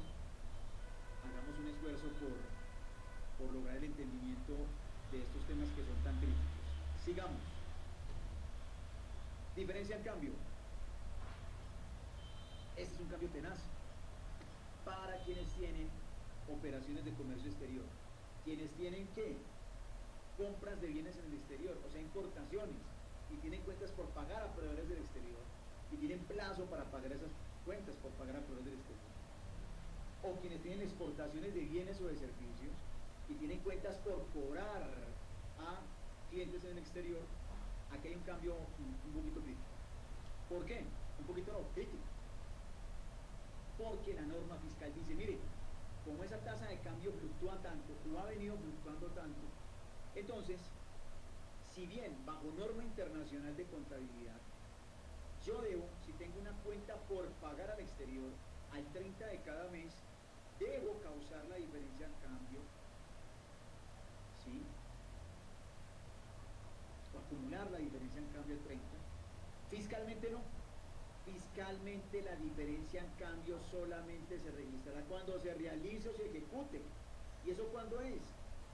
Pues si yo contabilicé una factura por pagar a un proveedor del exterior porque ya la mercancía era mía, la contabilicé por ejemplo el 30 de enero, la debo todavía al 31 de marzo, entonces contablemente ¿qué hice? Acumulé o causé la diferencia en cambio el 31 de enero con la tasa de cambio del 31 de enero versus la tasa de cambio del momento en que la compré. La ajusto en febrero y vuelvo y la ajusto en marzo con la tasa de cambio. Fiscalmente no. Fiscalmente se me queda igualita la cuenta por pagar hasta cuando la pague, si la pagué en el mes de abril, hasta cuando la pague en la fecha con la tasa de cambio del que la pagué en el mes de abril. Entonces, ojo con eso, porque me va a tocar llevar un registro contable de la diferencia en cambio y obligatoriamente un registro fiscal de la diferencia en cambio. O sea que ese libro fiscal creo que no va a desaparecer porque definitivamente va a tener registros contables diferentes a los fiscales. Lo mismo con las cuentas por cobrar, igualito. Aquí recomendación, sale un tema de planeación fiscal con la diferencia en cambio. Ojo en octubre y noviembre. Si yo tengo una cuenta por pagar a alguien del exterior que contablemente me ha generado pérdida contable por diferencia en cambio, pero que fiscalmente todavía no porque no la he ejecutado, y sé que voy a pagar la cuenta por pagar en enero, pues no sé, yo creo que es de analizar si busco una estrategia para pagar la cuenta por pagar en diciembre, utilizar la diferencia en cambio de pérdida y bajar impuestos, porque si no lo hago, voy a tener un impuesto de renta que alto por no ejecutar esa pérdida fiscal por diferencia en cambio. Entonces, ojo con la planeación fiscal a través de la diferencia en cambio no realizada. Yo creo que hay que analizarlo muy bien antes de que finalicen el año. Entonces, miren que analizamos un tema de bienes inmuebles. Entonces, miren que aquí surge un tema de planeación fiscal desde la política contable de norma internacional. Lo vimos con los inmuebles, lo estamos viendo aquí con la diferencia en cambio. Si tengo inversiones, siguiente diapositiva, si tengo inversiones en acciones de empresas del exterior, las multilatinas que tenían inversiones, entonces el éxito, o cualquier empresa que tenga una inversión social en el exterior, mire, si tenía una inversión a diciembre del 2016, como es una inversión en moneda extranjera, lo que me dice la reforma es, mire, deje fijo el costo fiscal con la tasa de cambio de diciembre del 2016. Si tenía una inversión antes del 2015, ¿cierto? Ahí me obligan a llevarlo a la tasa de cambio, miremos a ver qué pena que no lo tengo claro, lo vamos a leer.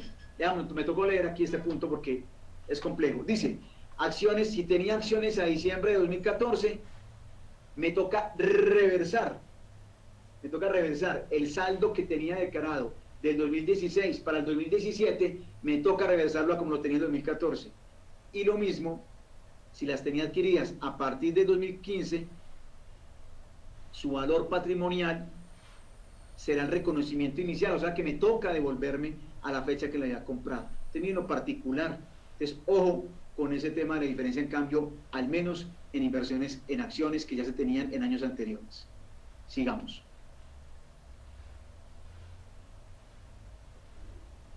Muy bien.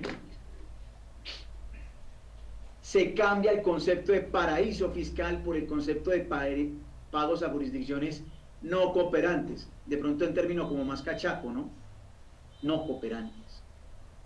Pero las condiciones siguen siendo las mismas. Ojo con comprar mercancía a Hong Kong. Si compro mercancía a Hong Kong es un país no cooperante declarado por Colombia. Y todo lo que yo le compre a Hong Kong, puede que no tenga retención porque Hong Kong me lo vende en Hong Kong, me lo vende en Hong Kong y no renta fuente colombiana, pero sí me toca preparar un estudio de precio de transferencia con una firma que sepa hacer el tema para poder que ese gasto sea ¿qué? Sea deducible de impuestos. Muy bien. O sea que, conclusión, pilas a mirar cuáles son los países no cooperantes y mirar dónde estoy comprando bienes o dónde estoy comprando servicios para no entrar a tener una obligación de precio de transferencia que si no lo hago, las sanciones allí son delicadas, son costosas. Muy bien. La reforma también trae lo siguiente y dice, oiga, mire, su contabilidad no es de facturas. Si a usted dice que si una factura llega con una fecha extemporánea a la fecha en que me prestaron el servicio o me facturaron el bien, no importa. Dice el gobierno, eso no importa. Usted tiene que contabilizar el bien cuando lo compró en la fecha en que le transfirieron ¿qué? Los riesgos y beneficios de ese bien. O sea, es contabilidad pura. Lo mismo que servicio. Así la factura venga con fecha del mes siguiente o del año siguiente, usted contabiliza en el año que es. Eso es lo que está diciendo esta norma. Entonces, ojo, que aquí ya hay un soporte jurídico para aquellas facturas que llegan con ¿qué? Con fecha de enero, pero que realmente era un inventario que yo compré en diciembre. A mí ya no me importa la fecha de la factura. Entonces, ojo con ese tema. Moneda para efectos fiscales. Aquí, una cosa crítica para quienes por política contable decidieron manejar una moneda diferente, una moneda funcional diferente al peso, así la lleven la contabilidad en divisas que están autorizados en dólares, en euros, tienen que para efectos fiscales cada transacción llevarla en pesos colombianos. Tremendo camello. Y también lo ha dicho así la Superintendencia de Sociedades. Sigamos. Pagos en efectivos. Si adelanta el gobierno a la bancarización y establece que a partir del año entrante todos los pagos se deberán hacer ¿qué? A través del sistema bancario, ¿sí? Y se aceptarán pagos en efectivo hasta unas limitantes. No las voy a entrar a dilucidar, pero ténganlas con mucho cuidado a partir de 2018 esas limitantes, porque son limitantes de pagos referidas sobre costos o gastos, sobre pagos totales o inclusive sobre pagos individuales. Si recalco ese, dice la norma que a partir de 2018 una persona natural que esté en la canasta de rentas no laborales no puede hacer pagos superiores, en efectivo superiores a 100 VTs, porque no se los van a aceptar. O sea que no puedo poner costos de mentiritas ahí, tengo que tener costos de verdad que pasaron por bancos superiores a 31.859.000 pesos. Ojo con eso, igual se los dejo en la presentación para que le echen papel y lápiz a ese tema. Facturación electrónica. Recordemos el estatus de facturación electrónica. Muchas empresas se han sometido voluntariamente a la facturación electrónica, inclusive hubo unas que hicieron una prueba piloto voluntaria con ADIAN en el año pasado, pero el gobierno dice, oiga, no, mire, voy a poner una meta, y es que todas las empresas o todos los contribuyentes deberán emitir factura electrónica a partir del 1 de enero del 2019. Entonces, hay tiempo todavía para prepararse. Quien lo quiera hacer voluntariamente lo puede hacer. Ventajas de la facturación electrónica para quien de pronto todavía lo tiene muy claro. La factura electrónica lo que me permite es que no emitir facturas de papel ni por computador, simplemente es emitir ¿qué? Un dato electrónico de mi correo a un correo habilitado de mi cliente para que lo abra, mira los datos y si están correctos, entiende, expedida la factura. Y la gran ventaja es ¿cuál? Que no utilizo papel, no utilizo empresas de mensajería, pero la otra gran ventaja es que mi cliente va a recibir la factura inmediatamente, la deberá contabilizar y a partir de allí empiezan a contar los tiempos de ¿qué? De pago de mi cuenta por pagar. Eso me puede ayudar a mejorar el recaudo de mis cuentas por cobrar. Sigamos. Bases fiscales a partir de las bases contables de NIF. Aquí resumo. ¿Qué hace el gobierno? Pues trata de cumplir la tarea y dice, mire, ¿sabe qué? A partir del año 2017, la contabilidad fiscal es la misma contabilidad de norma internacional. Pero la verdad, eso no resulta tan del todo cierto. Porque como ya hemos visto, la contabilidad de qué? De los inventarios es diferente a la de, puede ser diferente a la contable. La contabilidad de los inmuebles puede ser diferente a la de qué? A la contabilidad bajo norma internacional. Muy bien, miremos entonces aquí, ¿qué pasa? ¿Qué dice el gobierno? Que la terminología, que adopta todos los lineamientos de norma internacional, los adopta para efectos fiscales, ¿sí? Pero también dice, pero mire, me toca hacer unas desconexiones contables hacia lo fiscal, unas excepciones, unas desconexiones. Miremos las más importantes. Adopta el concepto de devengo, de acumulación y de causa, que era igual a la de causación. Ayer lo vimos, recordemos que los no obligados a llevar contabilidad, pues sus registros fiscales lo hacen, ¿por qué? Por pago efectivo, recaudo efectivo. Y miremos algunas excepciones o desconexiones. Concentrémonos en los obligados a llevar contabilidad. ¿Qué dice la norma fiscal? Dice, mire, si bien es cierto, bajo norma internacional, la forma de registrar contablemente los beneficios de una sociedad en la otra se hace de una manera determinada. Fiscalmente los dividendos se registran en el ingreso fiscalmente cuando la asamblea decreta los dividendos, ¿sí? También lo dice en la venta de los inmuebles, por ejemplo. En la venta de los inmuebles se hará cuando tenga la escritura pública fiscalmente, ¿sí? Bajo norma internacional es cuando se transfieran ¿qué? Los riesgos, los derechos, o sea que ya es diferente el tema. Para poner otro ejemplo, el método de participación. ¿Qué es método de participación? Yo bajo norma internacional debo registrar las utilidades que tengo en otras sociedades por método de participación porque tengo situación de control. Entonces, fiscalmente no, fiscalmente es ingreso por método de participación, no es un ingreso fiscal, sí es contable pero no fiscal, y así sucesivamente hay una cantidad de desconexiones. El ORI, los otros resultados integrales, ¿qué es el ORI? Son todos los ingresos por valorizaciones no realizados, que si bien los registros contables, no los registros fiscal, tampoco van fiscal. Entonces miren que llamó la atención, es que hay una cantidad de desconexiones que igual me va a obligar a llevar ¿qué? Un libro fiscal y una contabilidad fiscal definitivamente. Muy bien. Lo mismo los costos. También hay unas desconexiones como hay unas pérdidas, deterioros de inventarios y de activos que contablemente son pérdidas y deterioro, pero que fiscalmente no me los van a aceptar. Muy bien. Les dejo allí listadito de excepciones. En instrumentos financieros también allí hay una forma como debo fiscalmente contabilizar las inversiones en CDTs, en TES, ¿sí? O en inversiones variables para que ustedes lo puedan revisar. Se adopta todo el lenguaje de activos, de inventarios de norma internacional, es algo a resaltar, es algo interesante, que me ayuda a no tener confusiones. Muy bien. En activos biológicos se conecta con, ahí sí hay una conexión completa de la norma fiscal a la norma internacional, ¿sí? Allí hay una conexión completa con los activos biológicos en el sentido de los activos que son durables por menos de un año, los activos que son cultivos a más de un año, los debo entonces capitalizar y luego empezar a amortizar de acuerdo con la vida útil y la técnica contable. Ahí hay una conexión con el tema fiscal y lo contable en activos biológicos. Muy bien. En servicios de construcción, para los constructores, aquí los constructores tienen un trabajo fuerte y es que les va a tocar seguir, hay una conexión completa con norma internacional y es que les toca mensualmente seguir contabilizando los ingresos causados, los costos causados de acuerdo con la ejecución del presupuesto y de acuerdo con los avances de obra que se pacten con el contratante.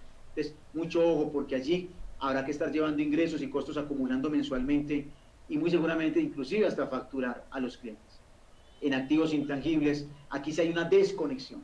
Y la desconexión es que, mientras que los intangibles. Yo, técnicamente, desde la contabilidad, miro cuánto es la vida útil de los intangibles y su amortización. Fiscalmente me están poniendo una limitante, y es que los puedo amortizar hasta un 20% anual, o sea, lineal, 5 años la amortización, ¿sí? Entonces, ojo con sus intangibles y sus amortizaciones, porque van a ser diferentes fiscales a lo contable. Lo mismo que los cargos, los conocidos como cargos diferidos, ¿sí? Fiscalmente los puedo registrar como un activo, bajo norma internacional van como un gasto, ahí va a tener una diferencia.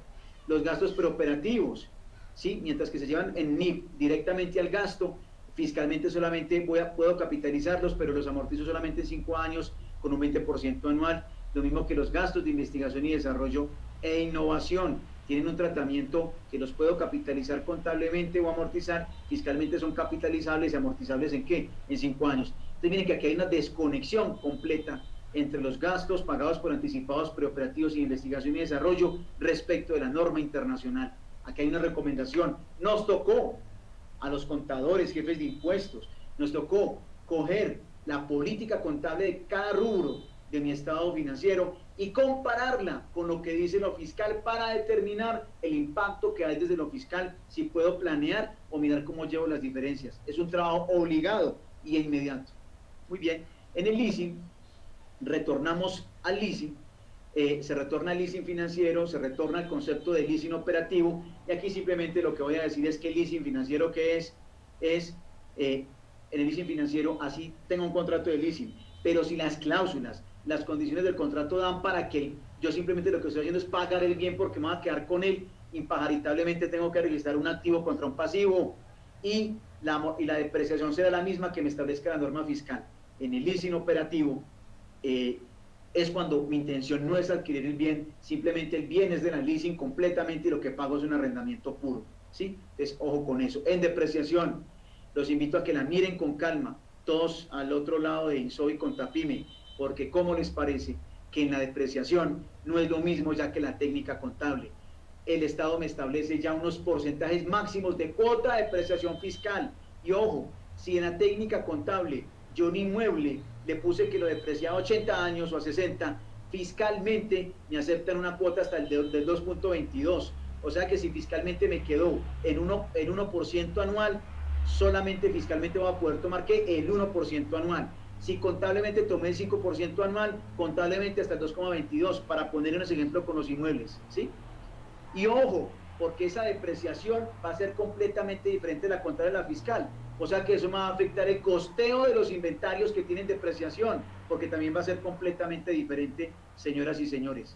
Entonces, los invito a que miren muy bien la condición fiscal de la depreciación versus las contables, porque allí va a tener unas diferencias muy significativas. En lo fiscal también me obligan ya a tener un valor residual de todos los bienes. ¿Qué es el valor residual? Es el valor que yo estimo que va a tener el último año de la vida útil del bien y no es depreciable, o sea que va a tener una menos cuota fiscal, eso me va a afectar definitivamente. En beneficios tributarios, ayer ya habíamos visto todo el tema del plan institucional, no lo voy a entrar ayer lo analizamos creo que muy bien. En el café, ayer lo vimos también, recuerden que los cultivadores de café van a poder llevar en un renglón hasta un 40% de su ingreso como costo de mano de obra, sin tener que presentar porcentajes. En el tema del IVA, la norma va a traer, elimina el descuento de 2 puntos del IVA de los bienes de capital que compre en el 2017, y ya lo que puedo hacer es llevar en un renglón la deducción especial de IVA, va a ser como un gasto, o sea que voy a recuperar, si tengo un impuesto de renta del 34, voy a recuperar un 34% del 19, o sea 7.6 puntos porcentuales, voy a recuperar vía declaración de renta de la IVA, del IVA en los bienes de capital. Es algo muy interesante. Siguen vigentes la deducción especial y descuento por innovación tecnológica, por medio ambiente, siguen teniendo el mismo, ya son descuentos tributarios, pero con el mismo impacto en el porcentaje de recuperación. El de innovación tecnológica es mucho más fuerte la recuperación. Las donaciones ya no son deducibles, pero generan un descuento tributario. Recordemos que el descuento tributario es que yo voy y resto directamente del impuesto el valor de estas inversiones. Muy bien, con zonas francas, creo que pueden ser un aliado estratégico o un enemigo para competir por todos los beneficios que tienen. Las zonas francas pueden comprar sin IVA, pueden vender sin IVA, tienen menos impuesto de renta, no tienen arancel ni IVA sobre los bienes que compren. O con las zonas francas es mi llamado de atención. Recuerden, el gobierno trae unos beneficios OMAC que van a estar, son beneficios de las empresas nuevas que se ubiquen, nuevas, completamente nuevas, sociedad nueva que se ubiquen en las zonas que el gobierno van a decir son del posconflicto, van a tener unas exenciones importantes en el tiempo de impuesto de renta que yo creo que hay que mirar sumamente con cuidado. Inclusive el impuesto de esas empresas se pueden pagar con obras que yo directamente pueda aportar para que se construyan esas obras. En procedimiento tributario, la firmeza en las declaraciones pasa de 2 años a 3 años para que la DIAN me la revise. Los plazos de transferencia pasan a 6 años. Muy bien, y ya puedo, las declaraciones tributarias donde yo presenté me equivoqué y pagué mayor valor o presenté menos saldo a favor, ya no tengo que ir a la DIAN a presentar un proyecto de corrección. A partir del 2018, desafortunadamente un año de transición, mientras la DIAN acomoda el sistema, a partir del 1 de 2018 lo puedo hacer yo directamente sin pedir ningún proyecto de corrección. Y ojo, pequeños y medianos empresarios, la DIAN quedó con unos dientes tenaces. Esta norma está demandada y es que la DIAN ya no tiene que hacer un proceso de fiscalización previo para irme a hacerme corregir mi declaración de renta o mi declaración tributaria. Ya puede venir con un acto que se llama liquidación provisional para las pequeñas empresas que tengan ingresos inferiores a 15.000 VTs, o sea 446 millones, o un patrimonio bruto inferior a 892 millones, la DIAN va a poder venir y en un solo acto decir que están malas sus declaraciones, hacerlas corregir sin una inspección previa, sino simplemente por una motivación de la DIAN, y se disminuyen los tiempos para responderle a la DIAN, para que la DIAN pueda actuar en los diferentes actos. Es algo delicadísimo. Esta norma está demandada, ¿por qué?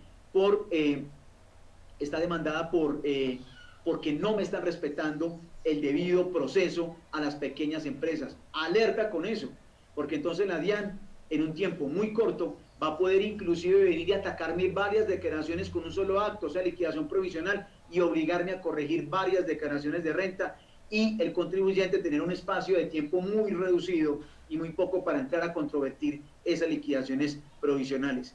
El llamado de atención es: lean con sumo cuidado esa liquidación provisional para que estén preparados si la DIAN llegara a afectarlos en ese sentido.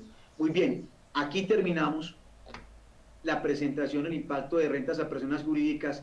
Lógicamente, estamos hablando de una reforma de 373 artículos. Aquí tratamos de dilucidar o de hacerles un llamado de atención a los puntos más críticos. Ustedes no se pueden quedar solamente con esta charla. Lo que les dije, les toca irse a mirar artículo por artículo de la reforma versus su política contable y versus todos los impactos que puedan tener, y definitivamente sobre ese análisis mirar cómo puede maniobrar su empresa, su pequeña, su mediana o su gran empresa, ¿sí? Entonces, pidan ayuda, pidan asesoría especializada, o si tienen un buen contador, pues llamarle la atención en ese sentido.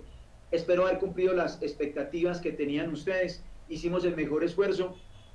Le agradezco a Contapyme y por este espacio, y a ustedes por su atención y por el sacrificio, porque sé que esta hora no es fácil definitivamente para recibir toda esta transmisión de información que es un poquito compleja.